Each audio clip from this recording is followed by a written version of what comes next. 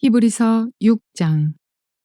그러므로 우리가 그리스도의 도의의 초보를 버리고 죽은 행실을 회개함과 하나님께 대한 신앙과 세례들과 안수와 죽은 자의 부활과 영원한 심판에 관한 교훈의 털을 다시 닦지 말고 완전한 대로 나아갈지니라. 하나님께서 허락하시면 우리가 이것을 하리라. 한번 빛을 받고 하늘의 은사를 맛보고 성령에 참여한 바 되고 하나님의 선한 말씀과 내세의 능력을 맛보고도 타락한 자들은 다시 새롭게 하여 회개하게 할 수 없나니 이는 그들이 하나님의 아들을 다시 십자가에 못 박아 드러내놓고 욕되게 함이라.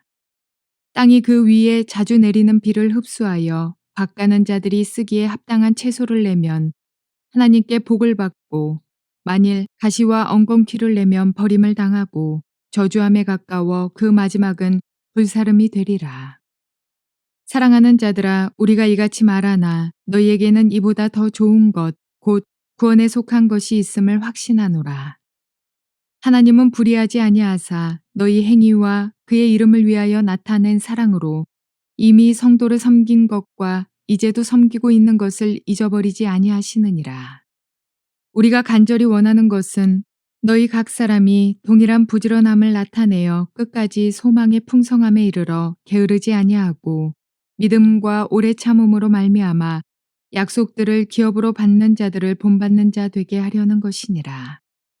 하나님이 아브라함에게 약속하실 때에 가리켜 맹세할 자가 자기보다 더 큰 이가 없으므로 자기를 가리켜 맹세하여 이르시되 내가 반드시 너에게 복주고 복주며 너를 번성하게 하고 번성하게 하리라 하셨더니 그가 이같이 오래 참아 약속을 받았느니라. 사람들은 자기보다 더 큰 자를 가리켜 맹세하나니 맹세는 그들이 다투는 모든 일의 최후 확정이니라. 하나님은 약속을 기업으로 받는 자들에게 그 뜻이 변하지 아니함을 충분히 나타내시려고 그 일을 맹세로 보증하셨나니 이는 하나님이 거짓말을 하실 수 없는 이 두 가지 변하지 못할 사실로 말미암아 앞에 있는 소망을 얻으려고 피난처를 찾은 우리에게 큰 안위를 받게 하려 하심이라. 우리가 이 소망을 가지고 있는 것은 영혼의 닷 같아서 튼튼하고 견고하여 휘장 안에 들어가나니 그리로 앞서가신 예수께서 멜기세덱의 반차를 따라 영원히 대제사장이 되어 우리를 위하여 들어가셨느니라. 자, 오늘은 히브리서 6장 말씀을 통해서 성령님께서 여러분과 저에게 주시는 음성을 들을 수 있기를 바랍니다. 6장의 내용을 저는 여러 번 읽어보면서도 이 내용이 도대체 무엇을 향한 이야기일까, 어떤 사람을 향한 이야기일까 고민을 많이 하고 또 읽고 또 읽어보았습니다. 그러면서 제목을 이렇게 잡았습니다. 하나님을 체험했다면 믿음과 인내로 온전한 사람이 되십시오라는 제목입니다. 하나님을 여러분 체험했습니까? 그렇다면 이제는 믿음과 인내로서 온전함으로 나아가야 되지 않겠는가 하는 이야기입니다. 하나님을 체험한다는 것은 굉장한 경험이고 우리의 사고체계와 인생의 방향성과 우리의 말과 우리의 라이프 스타일에 엄청난 전환점을 가져오는 어떤 계기입니다. 저도 하나님을 만나고 난 다음부터 나의 생각과 사고와 나의 인생에 추구하는 것이 완전히 달라졌다고 말할 수 있습니다. 인생의 목표가 달라졌어요. 저의 모든 원하는 것을 내려놓고 이 하나님이 원하시는 방향으로 나의 삶을 틀게 된 원인이 하나님을 인격적으로 만나고 체험했기 때문입니다. 그런데 이렇게 하나님을 만나는 뜨거운 체험을 하고 난 이후에도 신앙에서 떠나는 자가 있다. 이 믿음을 버리는 사람이 있다. 여러분 신기하지 않습니까? 그런데 오늘 본문은 그것을 말하고 있다는 거예요. 그러면서 이런 모든 잘못된 신앙을 저버리고 심지어는 구원을 잃어버리는 상태까지 나아갈 수 있고 혹은 저주받은 상태까지 갈 수 있는 이런 사람이 되지 않으려면 믿음과 인내로서 섬기는 삶을 살아야 할 것이다. 아브라함이 나그네 생활하면서 인내하고 나그네의 삶의 고통을 이겨낸 것처럼 우리도 그렇게 해야 될 것이다. 예수님처럼 십자가에 죽기까지 하고 지상의 삶 동안에 잠 제대로 주무시지 못하고 돌베개를 베개 삼아 주무시고 또 제자들과 함께 참 그 당시에 유대인들에게 핍박을 받기도 하고 이러는 가운데서도 인내하여서 결국은 영원한 하나님의 나라에 들어간 것처럼 우리도 그렇게 인내하며 믿음으로 온전한 삶으로 나아가야 한다 하는 이야기입니다. 전반적인 말씀을 지금 오늘 본문의 이야기를 해드린 것입니다. 먼저 한번 크게 한 세 단락으로 저는 구분해 보았는데 1절부터 3절까지 보면 아주 핵심을 이야기하고 있습니다. 초보적인 신앙 상태에서 벗어나서 좀 완전한 데 나아가라. 무엇이 초보적인 신앙인가 하면서 그러므로 우리가 그리스도의 도의 초보를 버리고 죽은 행실을 회개함과 하나님께 대한 신앙과 세례들과 안수와 죽은 자의 부활과 영원한 심판에 관한 교훈의 틀을 다시 닦지 말고 완전한 대로 나아가라. 완전한 대로 나아갈지어다. 하나님께서 허락하시면 우리가 이것을 하리라. 이건 오늘 본문 1, 2, 3절을 읽어보면서 뭘 느낍니까? 초보적인 신앙은 뭐냐? 교리에 머물러 있는 신앙, 문자적인 신앙, 율법적인 신앙. 성경에 이렇게 기록되어 있다. 봐라, 세례는 이렇게 하는 것이다.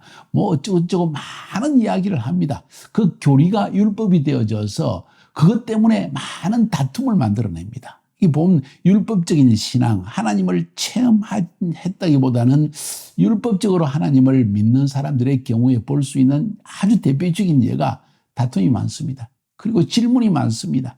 자기 생각이 많고 자기 논리가 굉장히 많아가지고 이건 왜 그래요? 저건 왜 그래요? 굉장한 이야기가 많이 나옵니다. 왜 그런지 아십니까? 신앙의 논리를, 영적인 논리를 내 논리로서 이해할 수 없기 때문이죠. 어떻게 한 평도 안 되는 나의 머리로서 하나님의 영적 진리를 다 그 논리를 깨달아 알 수 있을까요?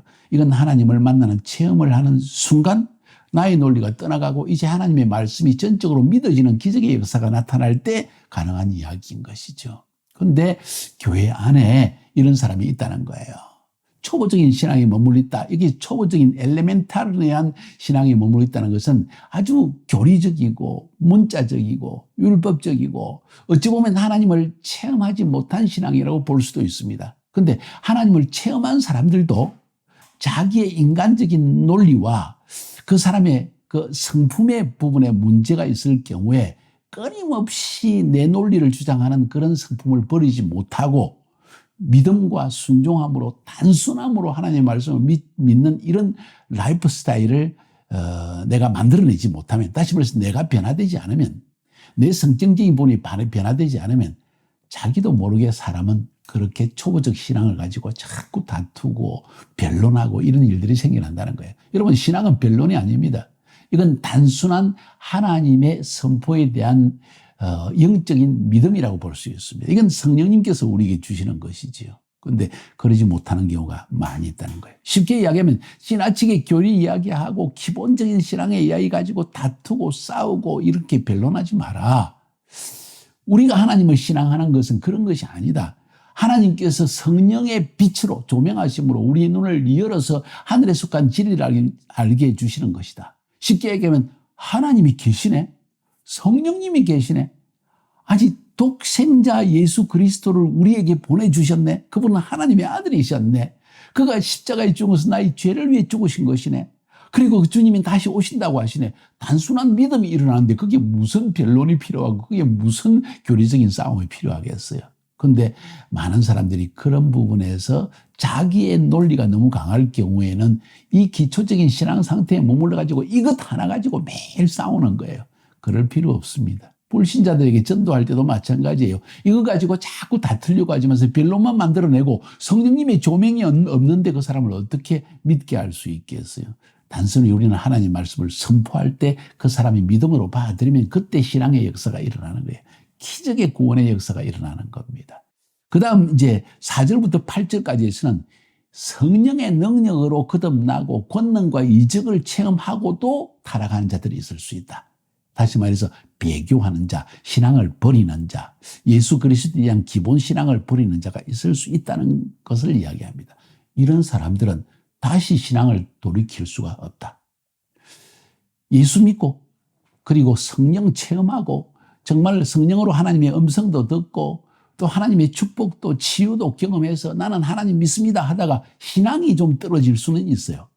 근데 그런 사람이 예수까지도 부인하고 나 정말 그때 어떻게 믿은지 모르지만 난 믿을 수 없어 하고 그 기본 신앙을 부인하는 사람은 다시 돌이킬 길이 없다고 성경은 말한다는 거예요. 그것이 4절부터 8절까지 이야기입니다. 한번 읽어볼까요? 한 번 빛을 받고 하늘의 은사를 맛보고 성령에 참여한 바 되고 빛을 받았다. 성령의 조명을 받았다는 거죠. 하늘의 은사를 맛보았다. 이건 육신에 속한 달란트가 아니고 하늘에 속한 은사. 예언의 음성을 듣기도 하고 방언을 하기도 하고 다양한 은사를 체험했습니다. 성령에 참여한 바 되었다. 성령님께서 내 삶을 인도하시는 것을 맛보았다는 거죠. 하나님의 선한 말씀과 내세의 능력을 맛보았다. 죽으면 천국 간다는 것도 알게 되어지고 이 하나님의 말씀을 통해서 깊은 신앙의 은혜도 경험했습니다. 그런데 그렇게 하고도 타락한 자, 이 말은 배교한 자, 신앙을 버린 자는 다시 새롭게 하여 회개하게 할 수가 없다. 하나님을 체험하고 성령의 은혜를 경험하고 완전한 신앙을 경험하고 난 다음에 넘어지는 자는 돌이킬 수가 없다. 대개 이단들이 이런 사람들입니다. 이 이단들은 회개할 길이 없는 사람이라는 거야. 그 이단 종교에 들어가서 처음부터 잘못된 신앙을 가진 사람들은 어쩌면 회개의 기회가 있을 수 있는데 이 이단을 시작한 사람, 창시자라고 할 수 있죠. 문선명이라든가 그 이외에 이런 이단의 창시자들은 다시 회개하여 돌이킬 수 없다는 거예요. 왜냐하면 이는 그들이 하나님의 아들을 다시 십자가에 못 박아 드러내놓고 욕되게 하기 때문이다. 땅이 그 위에 자주 내리는 비를 흡수하여 밭가는 자들이 썩기에 합당한 채소를 내면 하나님께 복을 받고 만일 가시와 엉겅퀴를 내면 버림을 당하고 저주함에 가까워 그 마지막은 불사람이 되리라. 뭔 이야기입니까? 하나님께서 큰 축복을 주셔서 비를 내려주시고 햇빛을 주시고 은혜를 부어주시는데 거기에서 가시와 엉겅퀴를 내면은 하나님께서 그걸 받아들일 수가 없죠. 버림당하고 저주에 가깝다는 거죠. 다시 말해서 마지막은 불사람이 된다. 하나님이 완전히 버리시는 사람이 된다는 거죠. 이거 우리가 굉장히 주의해야 될 부분이다. 히브리서에서는 이런 부분이 한 두세 번 그런 언급이 나옵니다. 쉽게 이야기해서 예수 믿었다가도 구원을 잃어버릴 수 있다는 이야기를 성경은 하고 있다는 것이죠. 이거 참 어려운 이야기지만은 오늘 히브리서 이 기자는 그것을 우리에게 명쾌하게 전달해 주고 있습니다. 이건 우리에게 주는 경고입니다. 우리가 아주 신앙이 돈독하고 하나님의 음성을 듣고 예언의 능력도 가지고 치유의 은사도 가지고 그러다가 교만해지면 내가 메시아다 하는 이런 이단이 될 수가 있겠죠. 혹은 완전히 내가 예수 믿지만 그때는 몰라서 그랬어. 그냥 뭔가 덮어 씌웠던 것 같아. 그러면서 신앙을 저버리는 사람, 이것도 마찬가지예요.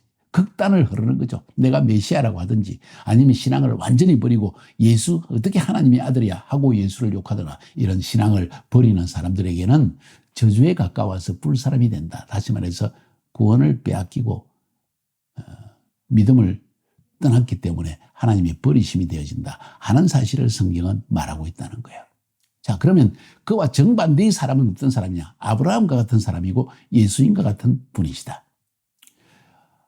그러면서 오늘 성경 기자는 말하기를 사랑하는 자들아 우리가 이같이 말하나 너희에게는 이보다 더 좋은 것과 곧 구원에 속한 것이 있음을 확신하노라. 아주 쉬운 이야기를 하고 있습니다. 너희는 하나님을 믿었고 체험해서 너희에게 구원이 있다는 걸 확신한다. 아주 쉬운 이야기 아닙니까? 어려운 교리적인 이야기를 하지 않습니다. 우리가 하나님을 체험하고 깨달은 것이 뭔가? 예수 그리스도를 믿어서 십자가의 그 피 흘리심의 이 구속으로 말미암아 내가 죄의 사함을 받고 구원을 받았다는 사실, 이것이 우리에게는 확신이다. 단순한 이야기를 던져주고 있습니다. 그런데 이 단순한 것이 너무 중요하다는 거죠. 하나님은 불의하지 아니하사 너희 행위와 그의 이름을 위하여 나타낸 사랑으로 이미 성도를 섬긴 것과 이제도 섬기고 있는 것을 잊어버리지 아니하시느니라. 뭔 이야기입니까? 이렇게 하나님을 믿기 때문에 믿음으로 말미암아 내 삶이 변화되어져서 성도를 섬기고 하나님을 섬긴 것을 하나님은 기억하고 있다. 이게 지금 교리적인 이야기를 하는 것이 아니라 실천적인 이야기를 하고 있다는 거예요. 쉽게 이야기하면 하나님을 체험하면 내 삶에 변화가 일어난다는 거죠. 어떤 변화입니까? 성도를 섬기고 하나님을 섬기는 사람으로 변화되진다는 거예요. 무엇 때문에?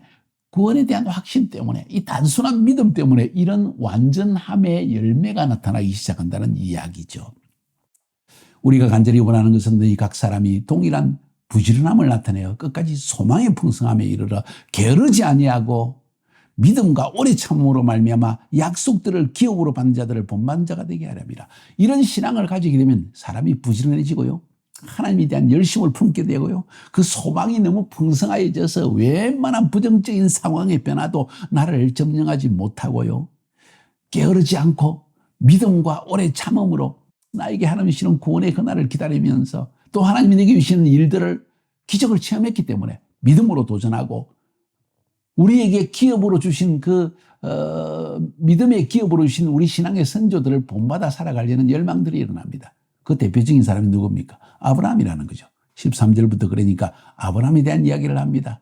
하나님께서 아브라함에게 맹세하시되 다른 맹세가 아니라 자기를 가리켜 하나님 자신을 가리켜서 맹세하면서 내가 너에게 복 주고 반드시 복을 주고 너를 번성하게 하고 또 번성하겠다. 반복법입니다. 반복어법은 강조법이면서도 그것은 반드시 하나님이 행하신다는 이야기죠.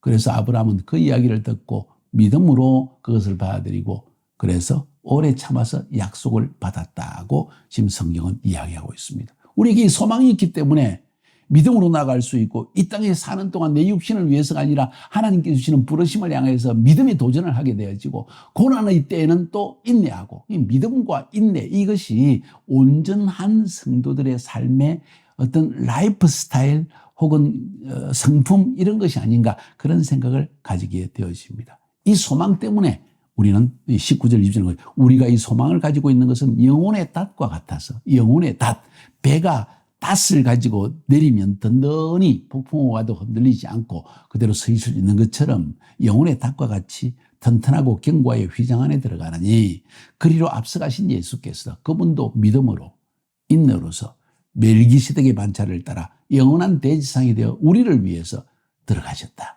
다시 말해서 아브라함과 예수님처럼 하나님의 존재하심을 믿고 그분이 나를 구원하셨다는 사실을 믿게 되어질 때 이 단순한 우리의 삶의 전환점 하나님을 체험한 이것이 우리에게 주시는 소망을 가지게 하고 그 소망 때문에 우리는 이 땅에 사는 동안 믿음과 인내함으로 우리에게 주신 그 부르심의 삶을 살아갈 수 있다는 이야기입니다. 뭔 이야기입니까? 하나님을 체험했다면 정말 믿음과 인내로서 우리가 온전한 사람이 되어야 한다는 사실을 말하는 게 아닐까요? 이것이 오늘 6장에서 말하고 있는 중요한 내용입니다. 왜 이런 이야기를 합니까? 믿음과 인내로 온전함이 나아가지 못하고 조금 상황이 어려우면 불평하고 원망하거나 혹은 자기의 논리에 사로잡혀가지고 교리 싸움이나 하고 사람과 다투고 자기 논리 때문에 하나님이 성령의 빛으로 주신 영적인 빛을 그것을 거부해 버리는 사람들이 있을 수 있다는 거죠. 종종 그런 사람 보았습니다. 예수 믿었습니다. 그리고 믿음으로 막 눈물 흘리고 헌신하게 했습니다. 그리고 막 주님께 막 섬기고 성도들을 섬기고 이러다가 만나보면 자꾸 이상한 이야기를 하는 거예요. 성경의 이야기 한 게 아니라 자기 이야기를, 자기 의심을, 자기 논리를 자꾸 펼칩니다. 이러니까 신앙의 단순함이 사라지고 점점 이 사람은 자기도 모르는 오리무중에 빠져가지고 내가 믿는 게 맞았나? 이런 잘못된 회의와 의심까지 스며들다가 결국은 회의주의자에 빠져버린다는 거죠. 신앙을 버리는 케이스가 나온다는 거죠. 사랑하는 여러분, 이거 얼마나 위험한지 모릅니다. 신앙의 단순함에 머무르십시오. 신앙의 단순함에 머무르십시오. 그것이 여러분으로 하여금 구원에 이르게 하는 가장 큰 성품이 될 것입니다. 그렇게 하시기를 주님의 이름으로 축복합니다.